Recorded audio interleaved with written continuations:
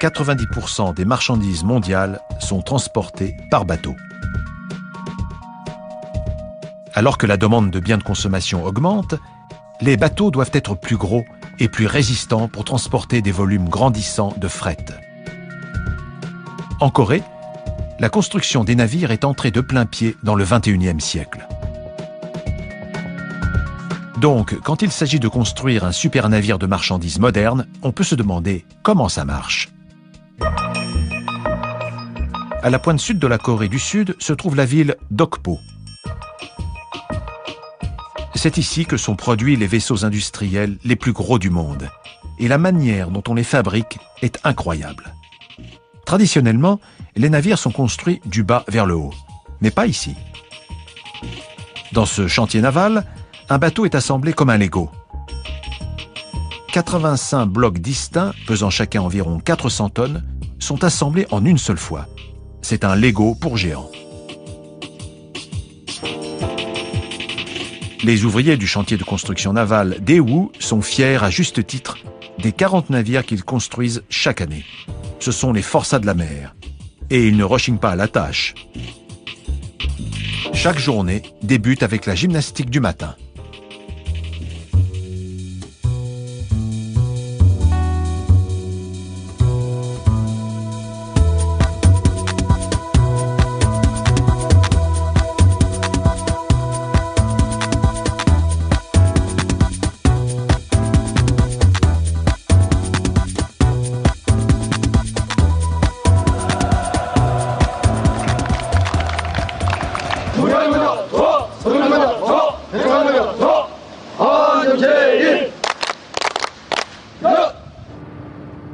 Les blocs semblent avoir été découpés par le milieu à l'aide d'une scie.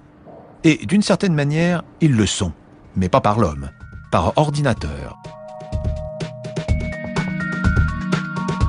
Chaque nouveau navire est soigneusement divisé en sections 3D détaillées comme sur un plan.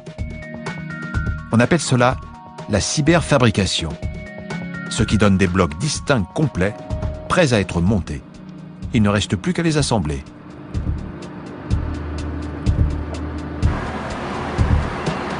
Mais que se passe-t-il si une seule tôle d'acier est découpée 1 cm trop large ou soudée légèrement de travers ou encore un peu décalée? Le bloc terminé ne s'ajustera pas dans le puzzle et cela coûtera, un navire. Alors, comment s'assure-t-on que toutes les étapes de ce procédé répondront à la précision nécessaire à ce système? Je vous présente la découpe au plasma, le tailleur de l'acier.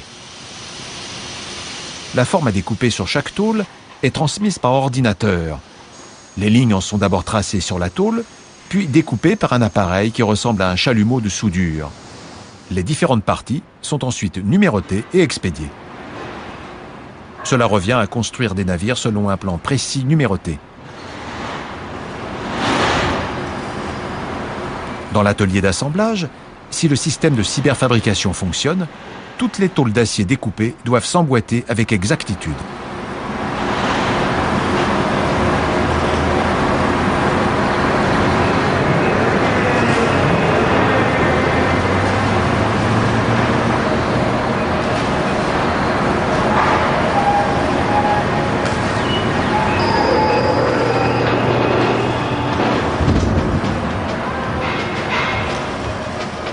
Il y a quand même quelques ajustements à faire. Les poutres d'acier doivent être fermement treuillées en position, puis bloquées par des vérins hydrauliques. Au fur et à mesure qu'elles parviennent à la chaîne d'assemblage, chaque nouvelle partie est ajoutée, pièce par pièce, composant un énorme bloc final de 50 mètres.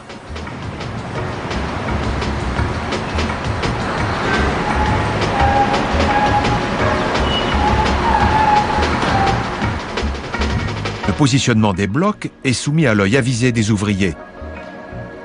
Leur bonne tenue en place est l'affaire des soudeurs.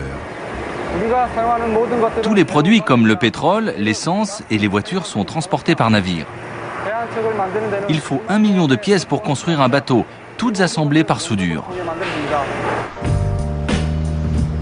La qualité de la soudure est primordiale dans la construction d'un vaisseau moderne. Si une brèche apparaît et qu'une soudure n'est pas étanche, le navire peut couler. Cependant, il existe des endroits que même le plus petit des soudeurs ne peut pas atteindre. Le travail ne peut être accompli que par un robot. Ce sont des robots de soudure automatisés. Ils peuvent se glisser dans les endroits les plus étroits. Ils sont dirigés par l'ordinateur central. Plus d'1 millier de programmes de contrôle transmettent l'information concernant le type et la profondeur de la soudure. Tandis que les blocs sont assemblés, l'homme et la machine travaillent côte à côte.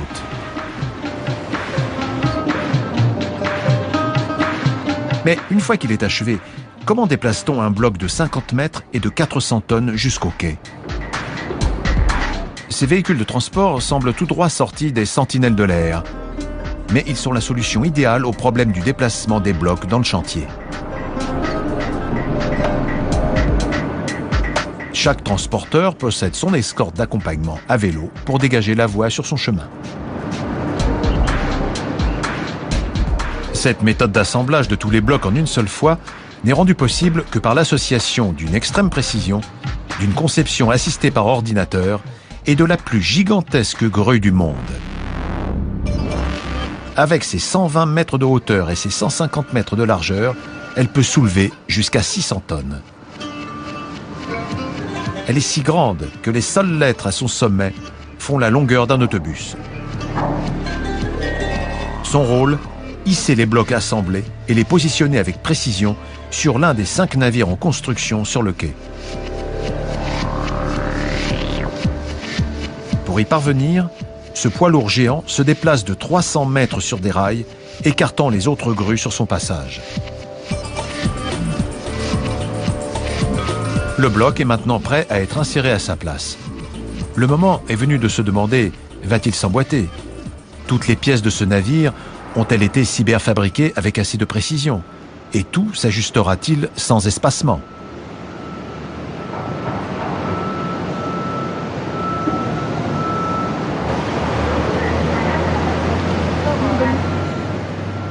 L'estimation de la position et de la taille spécifique du bloc prêt à poser est effectuée par un équipement 3D spécial. Il identifie 3 coordonnées sur les axes des X, Y et Z, en localisant des cibles placées sur le bloc.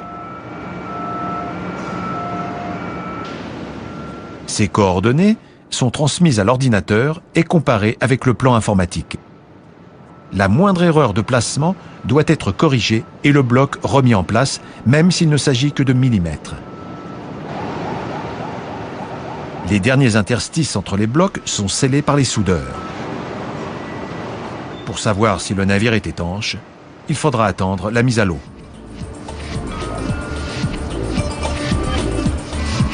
Il faudra 3 ans pour assembler les 85 blocs. Alors seulement, on donnera un nom à ce navire, on le mettra à l'eau et il prendra la mer. Puis, un autre bloc prendra sa place et tout recommencera.